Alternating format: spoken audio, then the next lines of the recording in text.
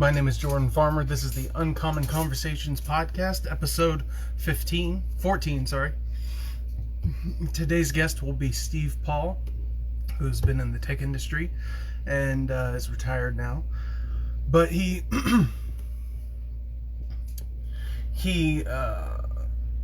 I was talking about John McAfee recently.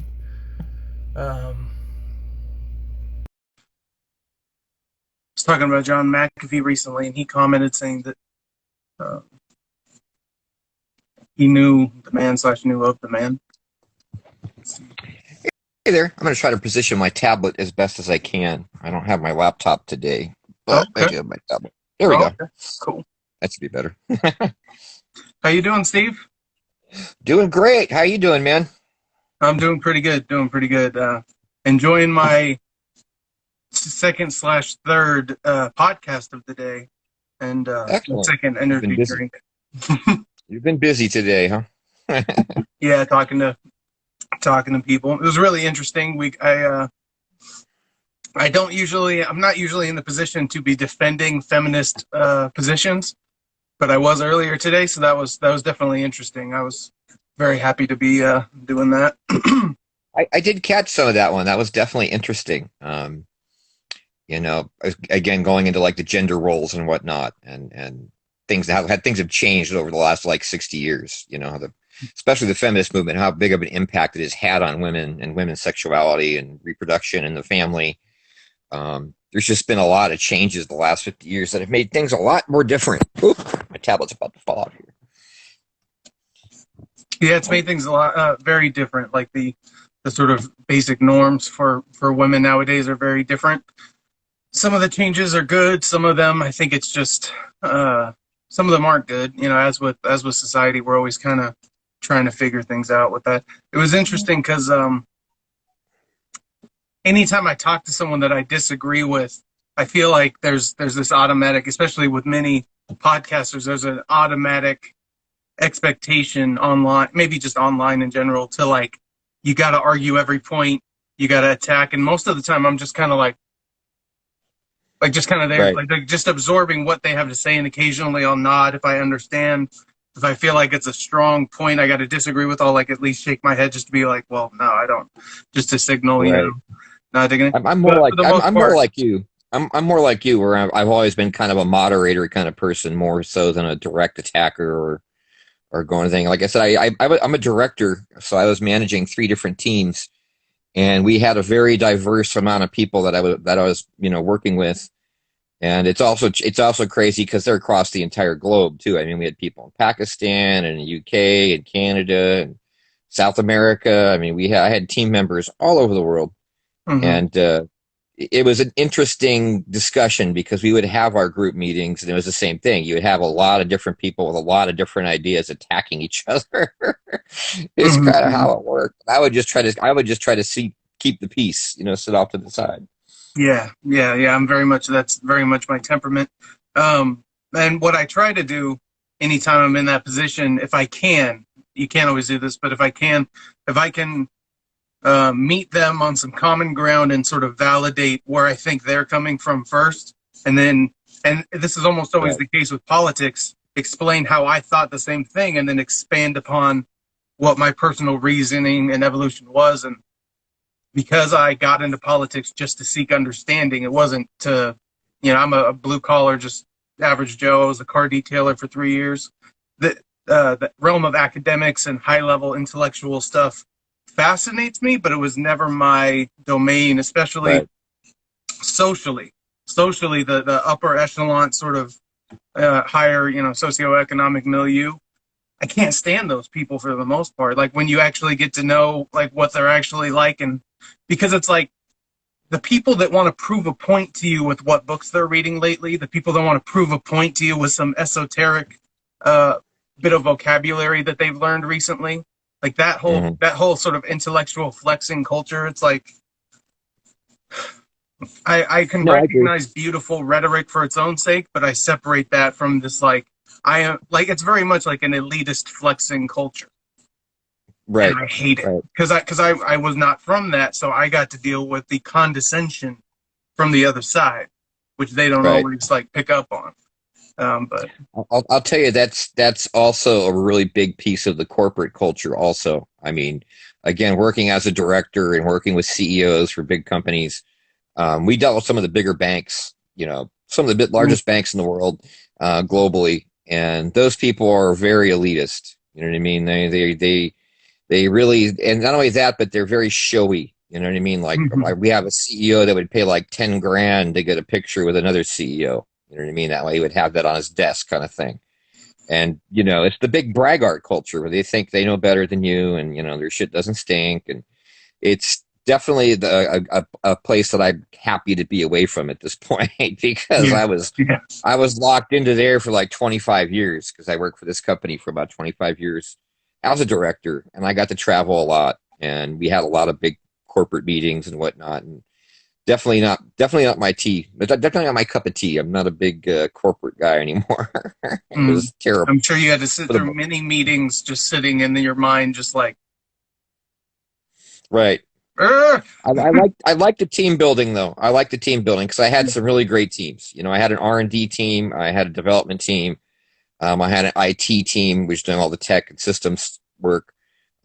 We got to build data centers together, which was really cool. That's awesome. You know, yeah, we used to have a lot of systems.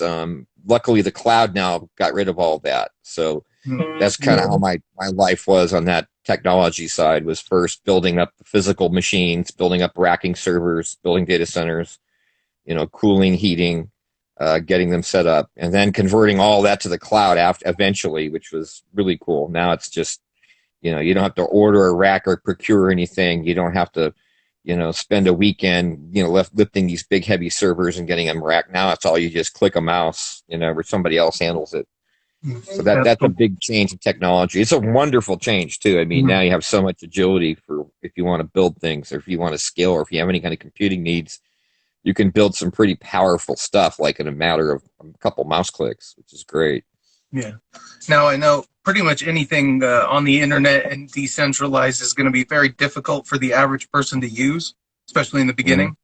Right. But do you know of any decentralized cloud services or decentralized um, uh, server services, I guess, Yeah, I that are in mean, there's existence or there's being worked on? you're still better off dealing with the big guys, the centralized, like the Azure or the Amazon. You're going to find those are much more economical and, of course, much more elastic, which means you can add and remove resources as needed much cheaper. But there are all sorts of decentralized cloud providers. Like there's one somewhere. There's one called eApps, if I'm not mistaken. Yeah, we bought some virtual machines through eApps before, and they're kind of small fry and they're decentralized and they're not hooked into anything major. So I mean, if you just want to run like private virtual servers, a company like eApps is a good fit. We've done them for some of our more obscure customers because a lot of these again, when we're spinning stuff up for banks, they have a lot of standards. They have you Mm. have basically like 15 pages of legalese that has to be supported. It has to be this compliant, that compliant. It has to have this kind of auditing. It has to have this kind of record keeping. But then on the other high side, we have some private banks where they wanted the exact opposite. They didn't want to be hinged into this big audited, checked out, viewed, stepped through. I mean, it was a completely opposite thing they wanted. They didn't want their stuff to be intruded upon yearly for inspections or audits. They wanted it completely locked down where nobody would see it. Mm. So we went to some of these more obscure hosting vendors like eApps was perfect for that. Yeah, because I've seen like Parler got pulled by Amazon and uh, Right. because the centralizing institutions. It's not a new thing. Um, so at least as a back burner option, until obviously you want to be where the action's at, but as a back burner sort of option for me, I want to make sure I have the various more free platforms like Telegram or Rumble or stuff like that to be able to go to and put my stuff on and point people to because um, I am definitely a competition first kind of a guy. Like, I Hmm. think maybe the big tech people are too powerful, and I wanted to ask you, in your experience with the space, was it mostly overregulated, mostly underregulated, or just misregulated? I would probably say just misregulated. I mean, that was always our experience. And like I said, if you're dealing with something like Microsoft, um, that's where the lion's share of what are more modern. That's actually what I'm still doing today when I consult. Is we're doing everything on the Azure platform. Um, it's kind of turning out to be the big contender. I mean, it's way past Amazon at this point. Um, the technology stack is changing almost on a daily basis. But it is definitely, from a regulation standpoint, yeah, I mean, you can get servers pulled if they feel like it. You know, Mm-hmm. even if you're doing things legitimately, like again, because we have branches in Pakistan, and it's not too unusual for them to shut down branches of our Pakistan groups because they'll be doing naughty things like pirating software or pirating MP3s or whatever, and they'll just shut all those servers down just out of the blue. And it's like, we're paying for a monthly fee for hardware. You guys really shouldn't be spying on what we're doing with it, at Mm-hmm. this point, especially if it's in a different country. I mean, how do you Mm-hmm. handle copyright when you're like in a different country? Yeah. What can you tell me about the government of? Oh, real quick, I want to make a side note. Then we'll get back to Pakistan. I have two close friends, one of which is a systems administrator, mostly deals with Linux and stuff. And he told me a lot about like the big server machines and racks and all that stuff. And then I had another friend who was mostly focused in storage. We're just doing just straight data storage stuff. Um, and in talking to them, my impression was very much that the regulators basically, and maybe this is just across all regulation, but especially with tech, they just don't know what they're talking about. The things they're trying to regulate or trying to handle are so kind of Right, specified that trying to regulate is just very very clunky. And the handful of like best practices, especially on the systems administration side and servers, the best practices that should have been implemented by the corporation weren't because they were the expensive option and having. I mean, it was more so a corporate choice, but um, some best practices, that should be implemented maybe across the industry just don't because they don't know how to do it. It's so foreign to most people, especially right, older, uh, non-tech savvy politicians. right, right. And I can say this going across the board again, working in the industry, staffing is laughable when it comes to IT staffing. I mean, usually if you're dealing with a company that might have, say, like 400 different systems that they manage, that might be three guys or four guys. And it's like you can't take a proactive approach to security. You can't have the resources required to keep the system secure. It's just laughable. And that has been my experience across the industry, not just Mm-hmm. tech, but financial and entertainment, you name it. You always have this ratio of labor to actual physical resources that is just a joke. Um, so you've got a lot of overworked people who are stretched really, really thin. And that seems to be universal no matter what you're dealing with. So you're always going to run into problems with security. You're going to run into problems keeping things up to date. Um, a lot of these times when I walk into a company now, it's like all their systems are running like a year and a half old software. They haven't been updated recently. They don't have any of the new security features installed. They don't have a lot of them. People have come in and walked all over them and had their way with them. They don't even know it half the time. And like you said, a lot of the staffing is just the quality of staffing has fallen through the floor. And I think a lot of that has to do with globalization because, they would rather hire four, very untrained people in India than they would hire one expensive American kind of thing Yeah. because they can get these cheap resources that are kind of disposable, but they just don't have the knowledge. They haven't been doing it for years. So you're bringing a lot of green people and throwing them at security problems that basically amplify things, made it better than make it better. Yeah. Yeah. Yeah. um, yeah. So on the American labor front, like what you're saying is definitely an issue across industries, and it's a mixture of a few things. Expensive cost of living definitely makes it so people have to take more expensive jobs to get by. Right. That's one aspect. Expensive cost of doing business. So if energy is expensive, and then if you have all sorts of inefficiencies through poor regulation, and then um, on top of that, in some aspects, literally doing business is taxed directly. Right. Meaning the corporate income tax is basically just a tax on doing business. There's no individual being taxed by the corporate income tax. It's just a tax before it goes everywhere else and either gets turned into more economic activity or gets taxed. Dividends, capital gains, and stock buyback should be illegal, but putting that aside, it still produces capital gains. And then bonuses for executives and stuff. It's all, income. So it'll get Mhm. taxed anyways. But the payroll tax, that's a 7.65% tax on top of labor. It's just Right. charged right on top of labor if you want to hire anyone and do it through payroll. Um, and then you have all sorts of energy taxes, right? Like on gas and other things that just make it directly more expensive to consume energy and to use that to produce anything. So uh, there's all sorts of things hitting the American labor market from all sides that are keeping us from being as productive as we could be. And then also to your point with the globalization thing, if there's no one like if literally the industry and the technology was invented in your country, as is the case with the United States, you'll have that long-term knowledge just in people that used to work in the industry that again those India or those other countries wouldn't have. And I'll bring it back to Pakistan real quick. What can you tell me about the government of Pakistan? I don't know anything about it. I know it's very Muslim, but that's basically it. Well, my company that I work for, their major hub is in Lahore, Pakistan, and they are 100% Pakistani formed company.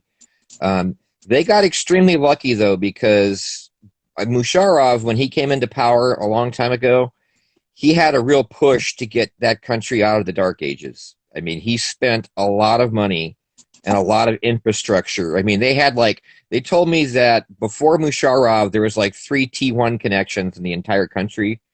And Mm, then after Musharraf, they had like 6,000. I mean, he did a push to get connectivity, get internet. They still have a big problem though, because their connectivity out of that country goes through water. I forget what that ocean is. So I mean, their global connectivity is still a big problem because they have a couple of choke points. Satellites have been helping a lot, but from a connectivity standpoint, they were never able to become like this big, huge global player on the internet because of the fact that they had constraints. But what happened was Musharraf stepped in, spent a lot of money on infrastructure, pushed school to get people to become like programmers. He basically wanted to compete with India because mm, India was one mm, of the huge tech centers of the world, and they have always had a forward thrust towards being technology bound and coders, programmers, technologists. So Musharraf was the first one in Pakistan to turn that country around. And so now it's kind of half and half. Now it's like you've got the younger generation, which are definitely very tech savvy, smart, college educated, um, completely fluid English speakers. And they want the newer life. They want the technology. They want the convertible. They want the PlayStation. They want to write code. They want computers and laptops. But again, kind of like Afghanistan is kind of split. You still have your elders, and the elders do not like the direction the country's going. They think that they're turning away from God. They're getting further and further away from the Quran. Technology is a bad thing. So they're kind of split. And like I said, there's still a lot of old fashioned things about Pakistan, which is a trip. Like, for example, we've had some of our CEOs and some of our people go there to go to this big place in Lahore because it's huge. It's got like 1,400 people in it. It's modern. It's basically our tech hub for our company. And as soon as they get off the plane, they realize it's like there's no alcohol allowed in the country. You know mm, what I mean? It's like if you're checking into a hotel, if there's men and women, they have to be married. They can't. You can't check into a 4-room hotel with mixed genders there because they just won't allow it. You know what mm, I mean? So the mm, country still has a lot of old fashionedness to it. And the good news is though they're not particularly prejudiced against outsiders. I mean, if you're a white person out there, they're very friendly. And again, the younger people are very tech savvy and they're very much on the edge of technology. And so it's an interesting country and it's an interesting culture to work with. But I would probably say probably about 65% of the teams that I ran were Pakistan-based people. I've gotten a bunch of them visas and gotten them green cards, so now they're American residents here. Moved their families here, got them started here. Lots and lots, probably about 8 or 9, yeah, 9 people I've helped bring here and get them their visas, get them their green cards, get them to migrate here to the United States, all from Pakistan. And good people, really good people, really smart people, very well educated. My favorite thing is their English. I mean, the way they push them through the English courses out there, they're fluent English. They're good writers. They're good readers. Not like some other countries where it's kind of tough. The language barrier is a bit hard with other countries. Not with Pakistan. You deal with a modern, educated Pakistani, you'll learn that they're very, very good at English, very fluent. Nice. One of the only one of my only Muslim friends growing up, Mohis, shout out to you, got married out in Pakistan, and his wife, I think, grew up there, and he very much was tied back to that culture. He was like a very, valedictorian, kick-ass student, and played golf and was like, the G on the golf team in high school. So very much like focused on connecting to affluent society and like moving upward. His dad owned a gas station, and they were, and he had a sister too. And they were like really solid family, but he was super educated, and it was really interesting to talk to him and sort of get a little bit of an exposure out to what Pakistan was like at a young age. So that was cool. It's interesting because you talked about like the separation between the older and the elder, or the younger and the elder population in Pakistan and stuff, and that they, move away from God. I mean, with secularization, that does kind of happen. We've seen that happen to a certain degree in Turkey as well. And in the United States, we've seen a massive move away from Christianity. And I think it's for a variety of reasons. I think, one, the Christian church has kind of had its own struggle with being, like, with what it really is. I think they kind of got stuck in time and got stuck in being salesmen more so than actual preachers and pastors. And because it's deep stuff you have to engage with if you're going to be in my opinion, a real pastor, and you have to try to convey those deeper things to your congregation, and it's all very, very strenuous. And my grandpa was a pastor, so I got to see him plus a bunch of other pastors and sort of contrast their approaches and styles and degrees of integrity and focus on scripture. Right. But right. especially with the Muslim community, because it's so tight knit, traditionally, at least the traditional Muslim culture, as technology sort of disrupts that, until Islam can sort of update into the 21st century and get along with sort of the modern world and technology, literally like the church, the imams, and all those kinds of people in the mosques and stuff, like until they really get plugged into the modern culture and can integrate it, that's just going to happen. But I was talking to, one of my podcasts has been with a guy who's from Scotland, who's Muslim, and was half of his dad, I think, is from Iran, and his mom is, I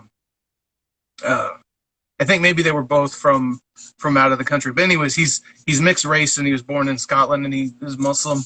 And he's very, very much, he teaches English online. He's very much plugged into the modern sort of culture and modern technology, but he is very Muslim and very much like not a secular guy. He very much believes in rejecting sex, drugs, and rock and roll culture, basically, and believes in sexual discipline and discipline on those various, substance fronts and stuff. And it's interesting to see, a modernized sort of young Muslim doing his thing, but it was cool. Right.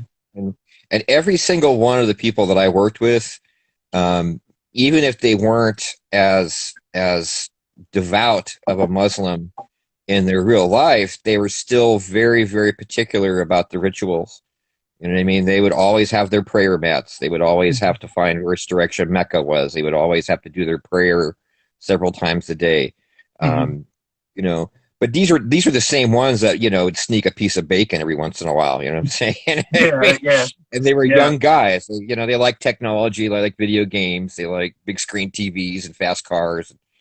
But from a practicing standpoint, they were all very devout when it came to the practices, the Hmm. actual the Yeah, actual thing. Going to the mosques, doing the prayer.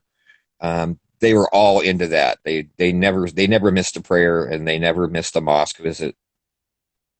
yeah. In talking to him, I really got well, I was sort of able to appreciate, and same thing with on the Christian front. Um, there's the more deep philosophical sort of aspects to it, and then there's the basically the do and don'ts and the rules, and a lot of that is culturally influenced and influenced by tradition. Doesn't even necessarily have to do with the religious text, but um, Right. Yeah, for them, it's much more cultural. For the ones that I've seen, the ones that I've known from Pakistan, it's definitely more cultural than it is religious. Is the way it mhm. seemed. It's Yeah, it's but just a when, way of life to them. yeah, when I've talked to whether it's Mormons or sort of Protestant Christians or whatever, there's usually a very much a focus on beliefs.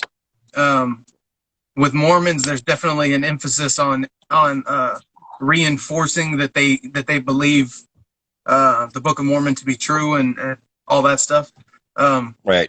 with him, it was extremely grounded in philosophy. It was almost like talking to a Buddhist a little bit Mm. about their religious beliefs. Like it was very much separated from.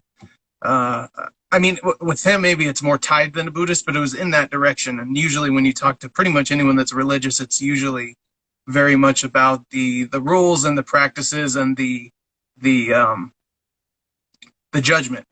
Sometimes, Right. not Right. so much Exactly.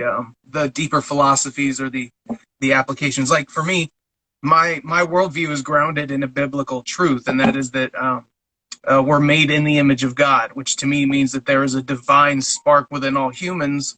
And if you believe God is the creator, then the godly thing to do is to create. And so, in some sense, the divinity within us is our creative and productive capacity. And when you have the freedom in a society to express that in whatever way it was given to you by the universe, God, nature, biology, whatever, that is the moral and proper role or like sort of direction society should aim for.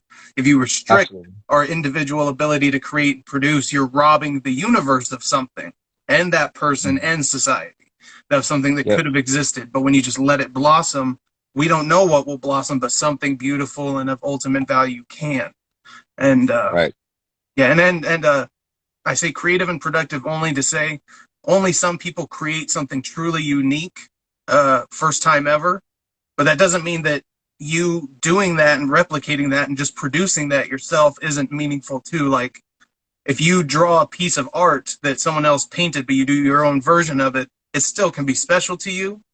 And if you just, draw a piece of art that like you're not following anything, you just do it at home by yourself and it's similar to something else that was done, but it's just for you. Like it doesn't have to have that unique sort of worldly Right. creative. You went platinum, type of a moment, Right. Um, but It's yeah, so interesting you mentioned that because the thing that came to my mind right when you were saying that was like Mark Kostabi, the artist. I don't know if you're familiar with him, mm-mm, but he's like an artist that doesn't do any of his own art. He just goes to these colleges like in New York and he gathers up all these art students and he'll brainstorm. He'll brainstorm saying, I want like a wall and I want this cathedral and I want this person like standing on the edge, and then he lets all the art students paint it.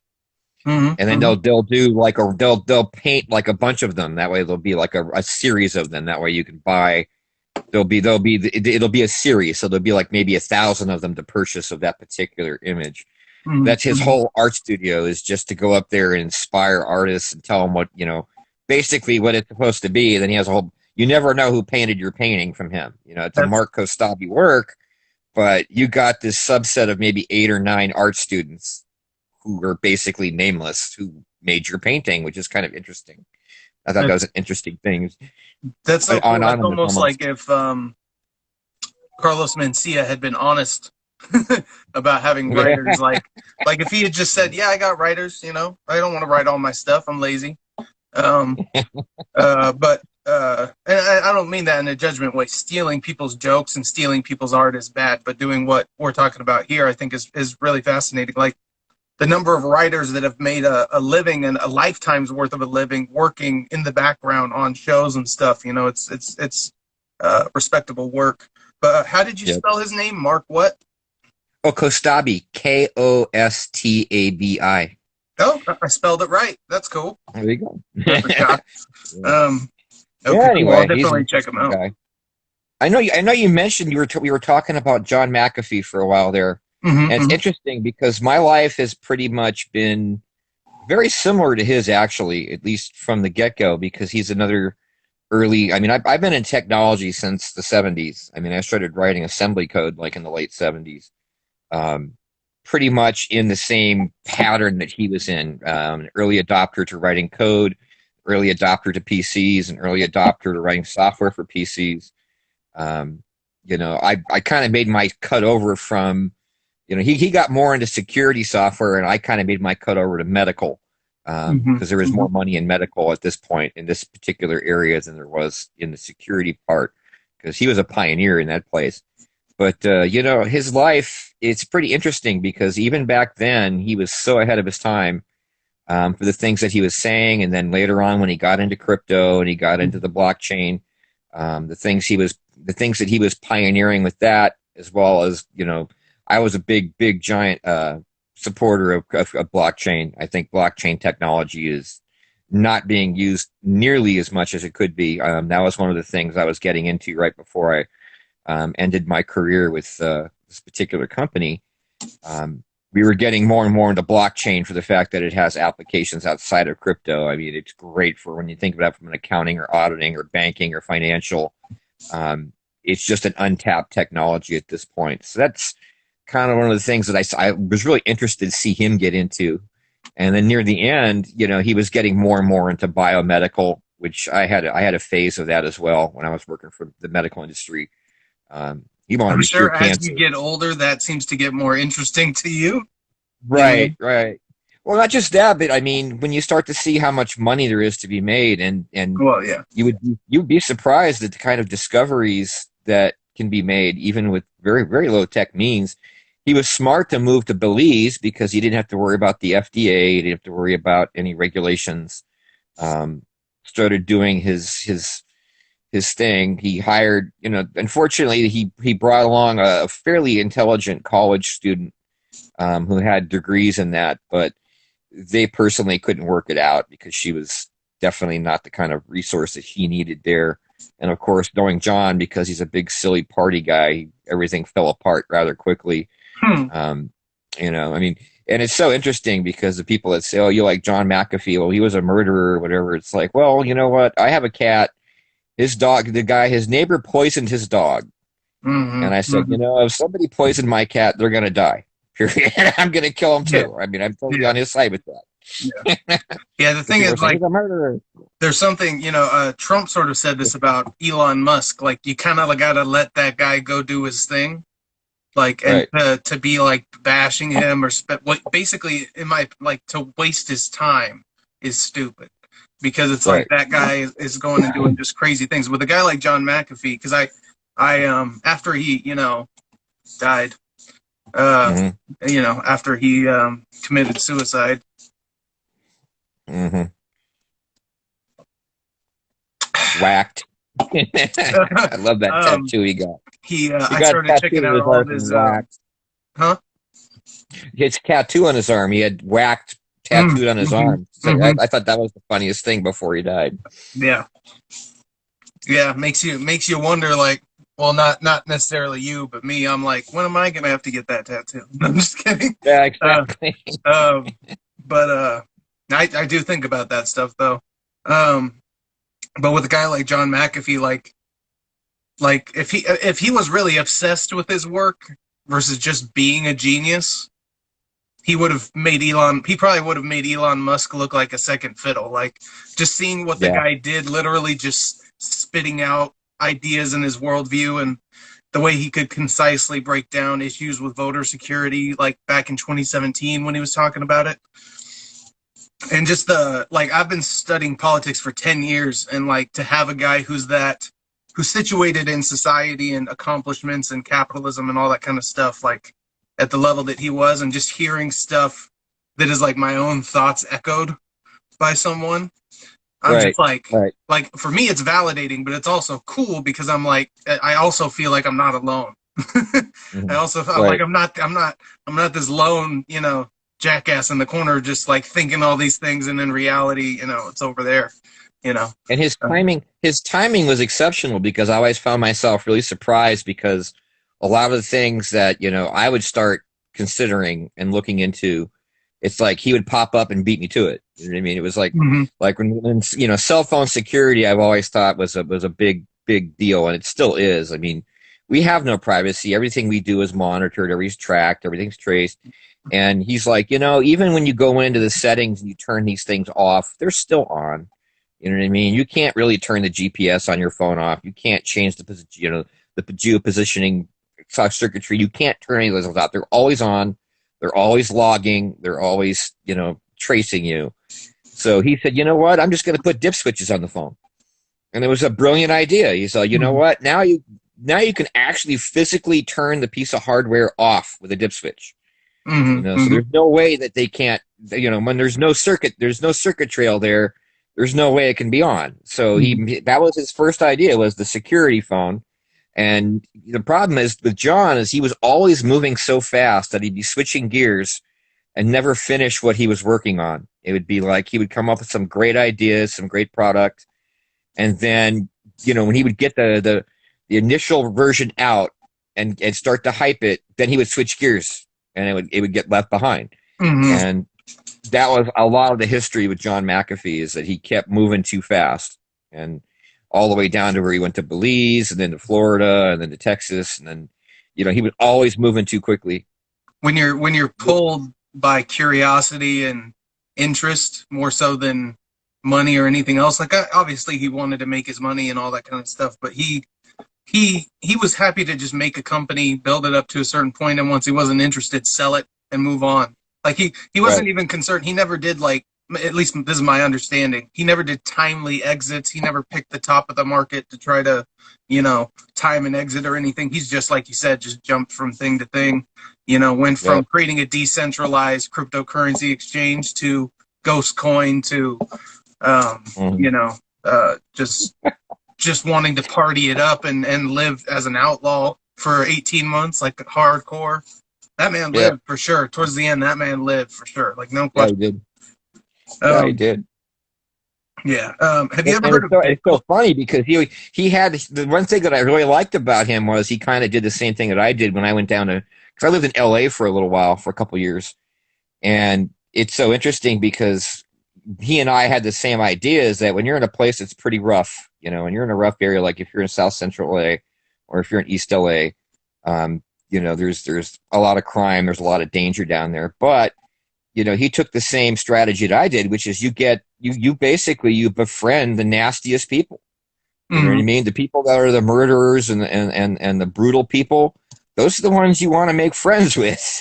Yeah. And that's what he did when he was in Belize. So I'm gonna find the nastiest, most awful criminal people I can break out of jail, and I'm gonna give them guns and I'm gonna pay them really well, and they're gonna be Mm-hmm. loyal to me because Mm-hmm. I'm not judging them. And so that was the same angle that I always took, was find the roughest, most the toughest people that you can get your hands on, the more filthy, backstabbing kind of criminal types, and you befriend those people, and those become your circle, and now you're safe because they're not going to mess with you if you're good to them, if you pay them well, and they'll be loyal to you, and they'll be basically the best you can get. They're the best you can get for that kind of position because they're not gonna waver. They're not gonna pause or hesitate. Yeah.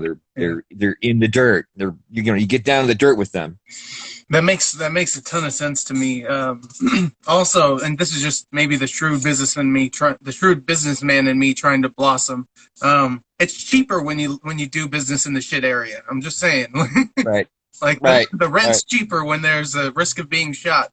So, Right. Right. If you're doing something like in the tech industry, pretty much location almost never means anything. So, yeah. So in the tech industry, it would only be more true. Yeah. Anywho, so the Yeah, security it's phone really thing you it's. mentioned, what was that? Oh, go ahead. What was that? The security phone that McAfee worked on. What was that? I'm not familiar with it. Oh, he just called it the secure phone, and on the back it had a little plastic panel that flipped open, and it had dip switches. So you could physically turn off the GPS, you could turn off the location, you could turn off the dial tone, the ability to call, receive call, send calls. You basically had a row of dip switches, so all the internal pieces of the phone you could turn them off physically. That's So it brilliant. wasn't like you were Brilliant. turning them off in software where they don't really turn off. You were physically cutting the circuit. Yeah. It tells you how powerful some of the interest is in keeping these things not secure, in the fact that these obvious things like that aren't implemented. And on that note, I want to mention something, and then we'll kind of get into what I wanted to talk about a little bit. Um, how we sort of so this question is one, how we secure the internet, secure everyday Americans like usage of technology. So, and the other side of this is, what could our intelligence agencies potentially be doing in support of this? Because obviously they get big budgets. I have some ideas about maybe what they could be doing. Um, Obvious ones. It's mostly just saying go do the right thing. But um, Right. Right. and then the other thing I wanted to mention was this website called BitCloud. A guy I interviewed who's a New York University professor and in AI and um, all that kind of stuff. He has a thing on BitCloud, so I don't know if he's a part of this program or this project or whatever, but it's basically a decentralized social network, which is very much something like I had an idea to basically have a cryptocurrency that's tied to likes, comments, subscriptions, and then like minutes watched of whatever the content is, or if it's an article, Right. 2 units for the article, whatever it may be. Years ago, I had this idea, and I was just like, "Oh, that'd be great." But I was on the political front trying to figure out the political stuff, and I was like, "That's for my future business career." um, Yeah.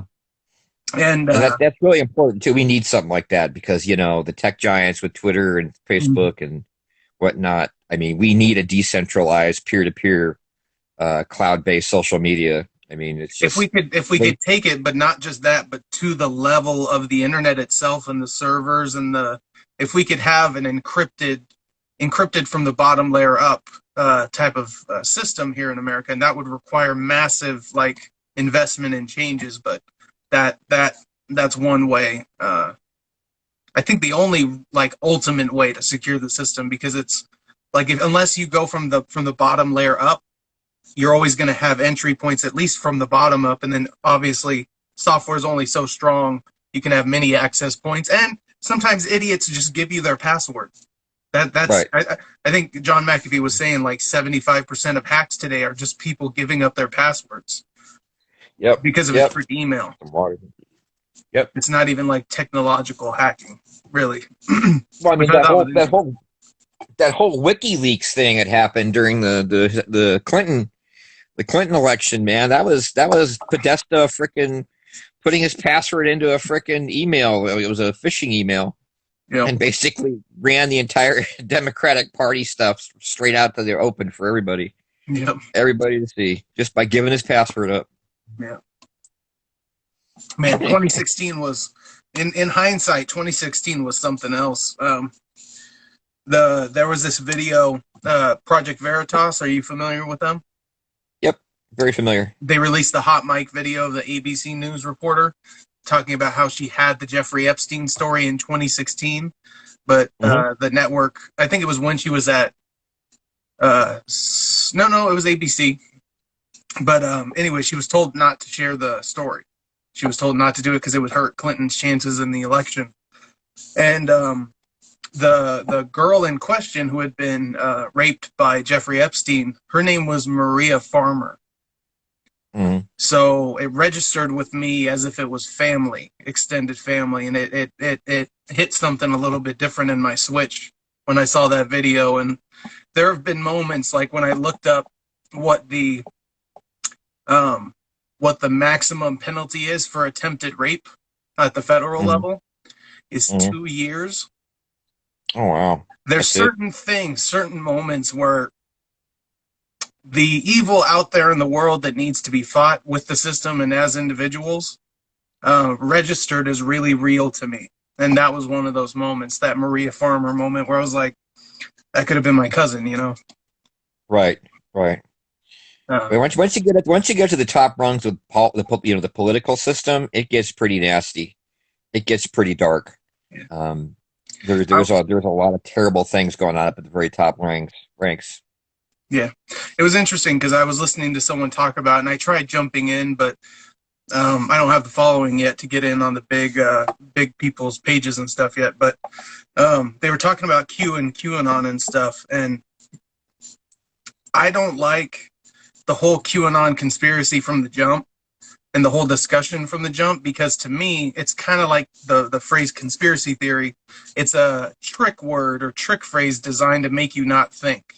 The QAnon Right, conspiracy is sort of a trick topic of sorts, I guess, meaning right, like, are there child eating, Satan worshiping, goat sacrificing pedophiles uh, in the Vatican, you know, or whatever. Like, it's this string of right, crazy, crazy things all put together, and it's like no one could believe that ultimate string of crazy things unless you're like willing to just take a leap of faith. right. But Mm, is there human trafficking? Is there sex human trafficking? Is there human trafficking for rich people? Is there pedophilic human trafficking? Is there rich people pedophilic human trafficking? Of course right. there is. Of Mm-hmm. course there is. We literally know there's cases documented where, you know, the evidence came out after the fact of rich pedophiles getting away with it for years. So it's not Yep. like it's not like it's actually this mysterious thing. But it's, if it's attached to the right sort of context and crazy person other category, you know, the left always talks about other, you know, the category of the other or judging the other, but the other can be racial, sexual, it can be political, it can be religious, it can be regional, it can be, you know, you're a Raiders fan and I'm a 49ers fan, so screw the Raiders, you know, kind of a thing. Like, Right, people can get right. attached to the teams and the otherizing of people very easily. So, um, with this QAnon stuff, I feel like it's a trick to make us not have the real discussion and to make us not think about the real issues. Yeah. And I know the conspiracy theory phrase was very much considered the same thing. Um, and I think it was actually instituted by the CIA themselves, but the idea was um, that you would have this category of dismissible, crazy things that even if they're true, if they sound crazy or they sound sensational, you'll automatically dismiss them because you have this category of dismissible things that's ready to go with conspiracy theory. But if it's, you Yeah, but know, but like you also got to realize the word, how wacky some of these people are, though. oh Even yeah, if you, I mean, like the Bohemian Grove and all that weird stuff. It's like, oh yeah, we're gonna go, burn this big owl, and we're gonna wear these things and have these chants. And there's some weird ass fucking people out there, man, and they're doing weird stuff. And it's like, so it becomes much more believable when you hear all these chains of weird stuff that they're involved in because they're just weird people. A lot of them are. yeah. Well, yeah, yeah. If you start getting to actually looking into secret societies or so, like I talked about like the rich elite, whatever. Another word for people working behind closed doors that's not conspiracy theory is cartels. We know cartels exist, and Yeah. um, cartels are literally people, powerful people, negotiating, creating secret deals behind closed doors and executing them out in the public. So it's like we know that's with corporations and with the actual cartels that's a real thing.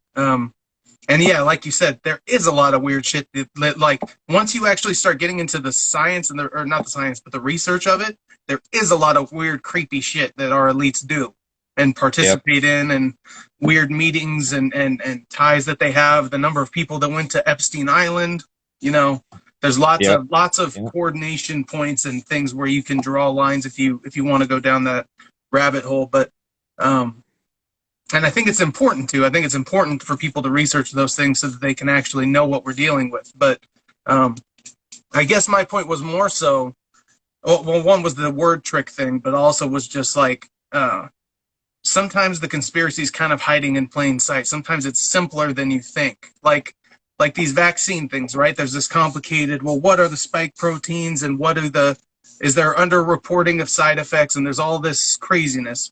But to me, the real conspiracy is the one right in front of our face, and that's the mandates, and that's the pushing down of the throat, and that's every single celebrity and institution in America telling you to go get it now.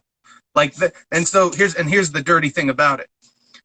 If you say don't go get the jab, listen to your doctor. If you say go get the jab, right, literally across society, everyone's allowed to tell you to go do it. But if anyone says don't go do it, I think maybe you shouldn't. Oh, we got to shut that down. That should signal to everybody to have caution.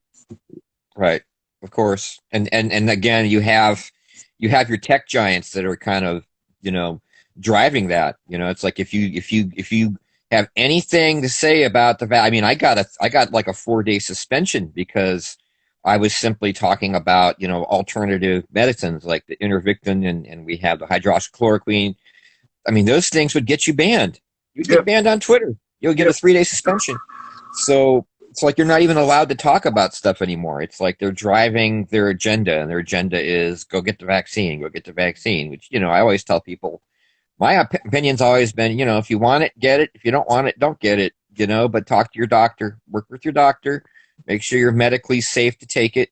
Research it, know what you're getting into, and then do whatever you want. Feel free to do what you want. I mean, that's the other thing is what I hate hearing about these mandates. It's like the mandates are going to make things much substantially worse. And the criminal part about it is that, it's a lot easier for someone coming across our south border to get into a hotel than it is for a normal person to get into a hotel right now because you need a mask and you need to be vaccinated for all these things now. Yeah, it's weird because I need to finish it, but I started a little video series on Joe Biden's policies and was going through his executive orders, and one of them was mandating every person that tries to fly in here legally has to get a COVID-19 test before they can come through. And they obviously have to test clean. But we have literally every month hundreds of thousands of people coming through the border. And I think the latest number I saw was 21% are actively infected with COVID-19 or the Delta variant. Yep. Like 21%. And we're like, and then they send it all over the country and they're like, where are these new cases coming from? Right. Right. Gee, I wonder. There was a period last year in 2021 where if you looked at all of the cases of COVID, they were all along the border. Number one, all the counties that had like the biggest red spots, it was all along the border because Mexico's been getting hit really hard. And then where once the wall was constructed all the way to the West Coast where it started, there was almost no cases. It's like where the wall stops and the borders open, all of those counties were just little pockets of red. And I'm like, I wonder why we still have COVID in this country. Let me think. Literally just looking at a map where you see a bunch of red, little clouds basically like along the thing. And I'm like, no one, not even Ben Shapiro, the almighty Ben Shapiro, or Thomas Sowell, anyone is just like, you see this map? Right, exactly. Exactly. That's part of the reason why I'm doing this content is because I feel like I have something to say with an example like that. I could just be like, yo, check this out. What's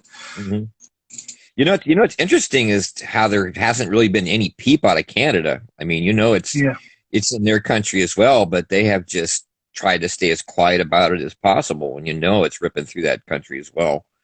And the other thing is that now that we're heading into the winter, I'm afraid you are going to see a bigger spike again as well because people won't be getting as much sun, not as much vitamin D. Generally speaking, viruses have a tendency to hit during the colder seasons as well. So I'm really afraid what's going to happen at that point. But I haven't been too concerned about it. I haven't been concerned about it because I So, actually got it about a year ago. hmm I got it about February of 2020. Oops, why is my thing doing this? There we go. I got it like around 2020. I got a mild case of it. hmm Um, and so, I have my natural antibodies at this point.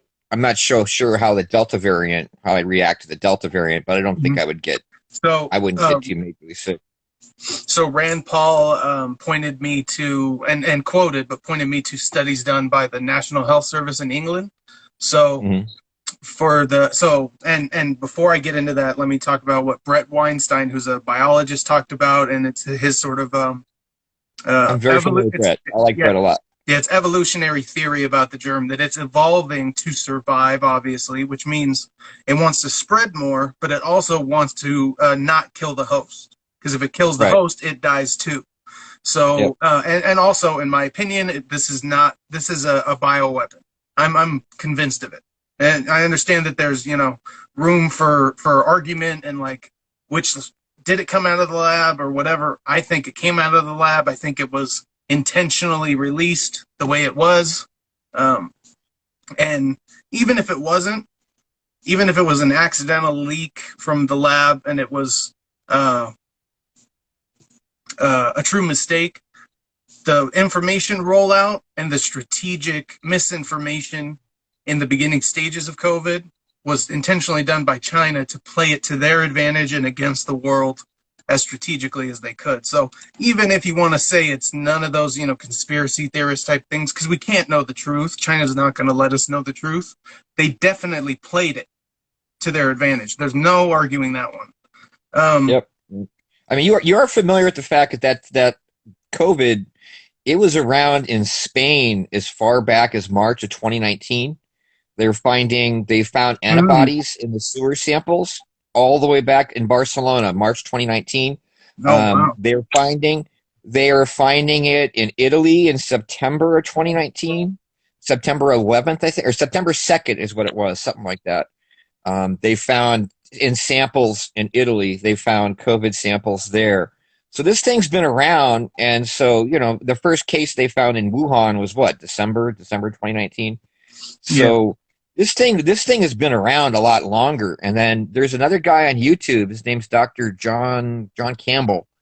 Um, he's got a lot of doctors back in the 2019s that were basically treating patients with COVID-like symptoms and saying that this Mm, was an unusual flu-like virus that they just didn't treat it as seriously as we're doing it now, where we're pretending like, oh, it's this big deadly killer.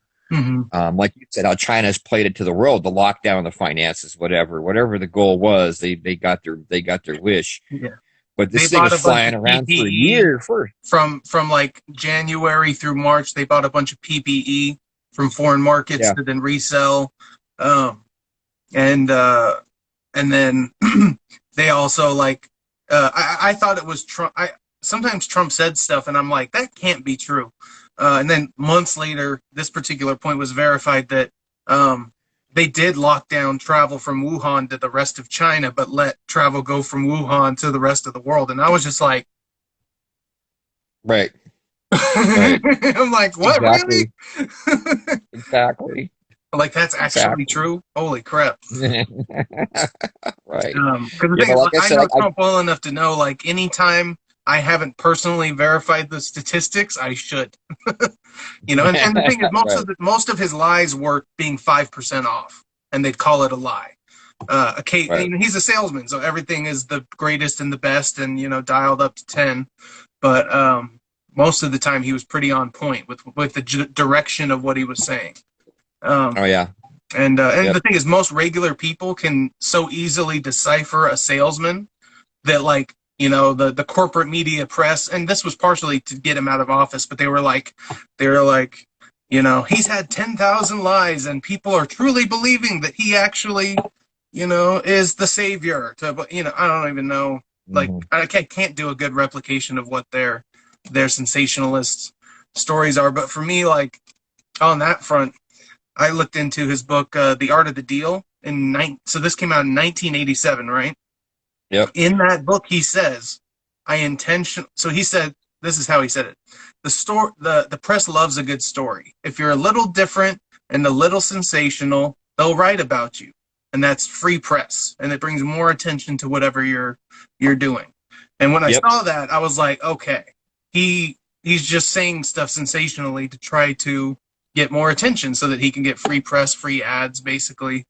And that was just how he did business. So that's kind of how he was the whole time. And so if you knew to dial him back down from like a 9 out of a 10 to a 6, you'd be okay. I have 5 seconds left, and the live's going to cut out, and then